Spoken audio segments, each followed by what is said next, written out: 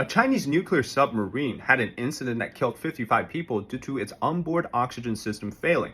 And this started out as a rumor in August this year, but it's now been confirmed by British intelligence information. We're going to talk about this and how it's centering around China's protection of its face image value and how the Hangzhou Asian Games just embarrassed itself. What's been happening right now, according to the Daily Mail, is that a Chinese nuclear submarine in August had a big incident while it was trying to leave from China's ports because it caught a trap that was laid by the CCP's or the PLA's Navy, and so stupid, right? But while that was happening, there was a system failure that caused the oxygen system on board to fail, which then caused everyone to suffocate. Now, this is a very big tragedy, but it's also a significant amount of information indicating what we know about the Chinese Navy and its operational readiness. Now, let's break down this part first, and then we're going to talk about how this sort of links to China's big importance on face value or the face image and why it always wants to project to the world like it is the center of everything. Through the lens of the Hangzhou Asian Games, something embarrassing happened there. So let's get into the first with the submarine. Now, according to the Daily Mail, what happened was while it was trying to leave the ocean or enter the ocean and leave through the Yellow Sea to go around Japan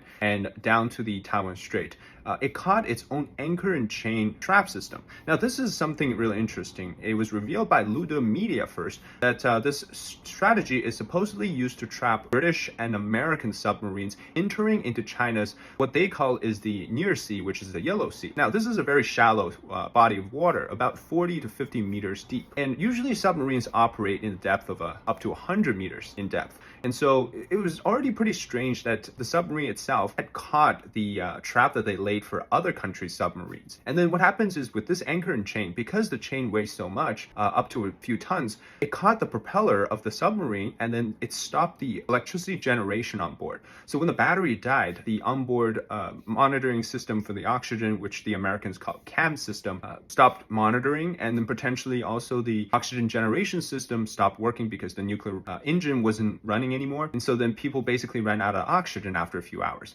Now, by the time the boat was lifted and rescued by the PLA, it was 6 hours too late. And so you can imagine it was a very horrible process. Now, what happened was, my guess of this entire situation was that first it was caught by the trap, and then that trap caused the propeller to stop working, which in turn stopped the engine and caused the battery to go on its own consumption mode.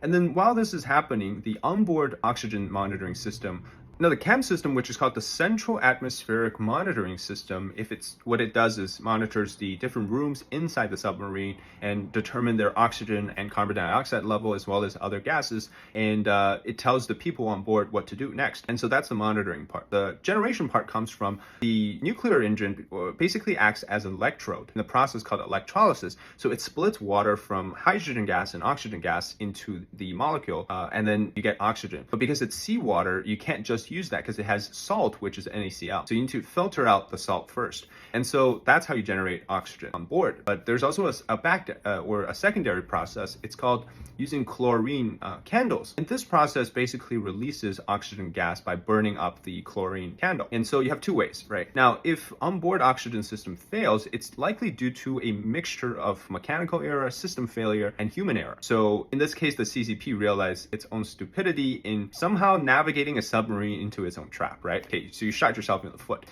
While this is very tragic, it's also a really bad thing for the PLA Navy because it shows us that their combat readiness and their training has not been up to par or to the standard that we think they are. So although they're the second largest Navy by force and maybe perhaps the biggest by numbers, the fighting power here that's displayed is not there yet, in my view. And so when you're considering that the approaching timeline for invading Taiwan is 2027, possibly earlier, 2024 maybe, because of the Taiwanese presidential election. But what this indicates to Xi Jinping is that there's much more work needed to be done inside the military, which is they're going through an ongoing purge, which is getting rid of all those who aren't loyal enough to Xi Jinping in the military. And the Navy is the most trusted part for Xi Jinping because it's also the most important one when you want to invade Taiwan. Throughout this whole process, we noticed something, right? This happened the same day that Xi Jinping was in the BRICS summit in South Africa. And so we saw that he hurried and he even missed one of the important economic events during the first day of the summit. But while he's out of the country, something like this happened. That's not good. And this submarine is a very special one. It's called the Shang class, which is a Type 93 or 093 nuclear submarine, attack submarine. And so it's able to stay underwater for a very long time. And technically, it is one of their most advanced underwater capability for the particular case that they're trying to do. So having problems with that, not a good look. Now, because China is all about face image and face projects, right? We see that the CCP always wants to be the center of attention to everything. And so this is an embarrassment. That's why the Chinese Ministry of Defense, Chinese government, the Taiwanese government, the American government, nobody is admitting to this situation.